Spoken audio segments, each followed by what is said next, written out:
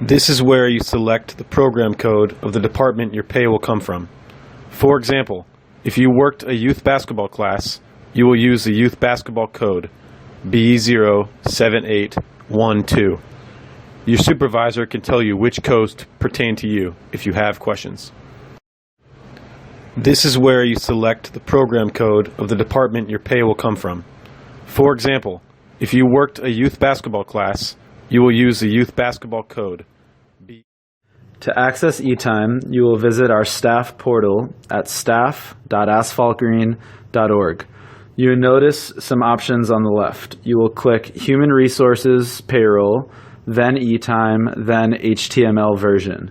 For the purposes of this tutorial, we are going to demonstrate on the HTML version. All general steps are the same if you use Java, but the buttons and controls may be slightly different. Insert your username and password here to log in. If you forget your password or get locked out, please email your supervisor who will contact payroll to rectify.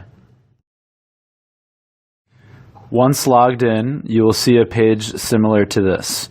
You are needing to click on My Time Card under My Information. You are now looking at your time card, most likely for the previous pay period. The time period section will confirm which period you are looking at, and the drop-downs here allow you to view current, previous, a range of dates, and some others. We encourage employees to maintain their time card day to day so it is less work at the end of a pay period, but ensure you are viewing the correct dates. If you have punched in and out each day, these times will show here. Punching in and out is very important and required. If you do not know the location of the punch clocks, please contact your supervisor. When you punched in and out does not necessarily show how long you worked, simply when you arrived and departed the facility. This is why we need your hours entered by you to pay you accurately. You will need to add a row for each day you worked underneath your punches. To do so, click the Add Row symbol on the line of your punches, as indicated here with the arrow. This will now add a row for you to complete. Now you can see the row has been added. Next step is to remember that there are 3 things that you need to enter on this new row when completing your hours. Number 1, pay code, most likely regular or other. Number 2, amount. This is the amount of hours you worked in a particular program. And number 3, transfer code. This is the code pertaining to the program that is paying you. Now let's get into adding hours. Pay code menu. Select the drop-down for different options. You will select regular if it is hours you worked in the job you were hired for, also known as your home department. If you are unsure of your home department, or more importantly, the transfer code for your home department, please contact your supervisor. If it is not your home department, any other hours should be coded as other. Amount menu. Here you enter the amount of hours worked. For example, 2 hours is 2.0.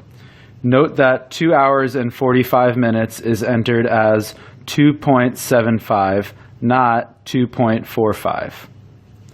If you work 2 hours in one program and then 2 hours in another program, each program needs its own line. This is important. Once your pay code and amounts are entered, turn your attention to the transfer menu. Click the magnifying glass in the appropriate row. This is where you select the program code of the department your pay will come from. For example, if you worked a youth basketball class, you will use the youth basketball code B07812. Your supervisor can tell you which codes pertain to you if you have questions. There will be times where you need to add a comment to a particular day or shift. To do so, you need to make sure your cursor is in the amount box for the shift in question. Then click the comments box, pointed out at the top. This will open a pop-up dialog box. This pop-up dialog box will allow you to select from a myriad of comments. Things such as forgot to punch, or no punch out, off-site work, or an adjustment from previous pay period. Most of these can be found with the first 4 letters signifying miscellaneous, so M-I-S-C. Once you have found the desired comment, select it and then move it to the right by clicking the right arrow, identified here. To move it to the selected comments box, click OK and then it should be added. Don't forget to save. This small icon here, circled, shows the comment was added successfully.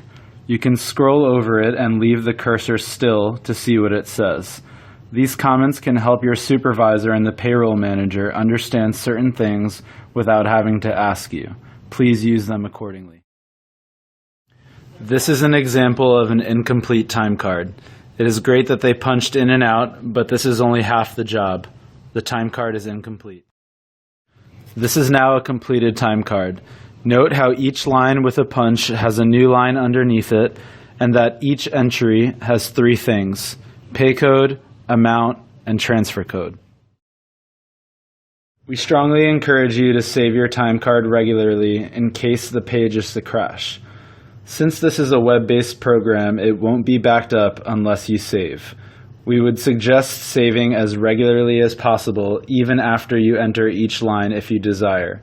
You can do this among the top circled options. Either way, when you are done, click Save, and the final step is to approve your time card by clicking Approve, also circled at the top. This shows us that you have viewed it, completed it, and signed off on it. This is now ready for review by your supervisor. This concludes the eTime video tutorial. We have covered the basics, but remember, it takes practice. If you are a coach who is conducting private lessons, please speak with your supervisor about additional steps that may be required. If you need further training or have questions about your time card, please contact your supervisor who will be happy to help. Remember, no time card, no pay. But now that you've watched this video, that won't be an issue. Thank you.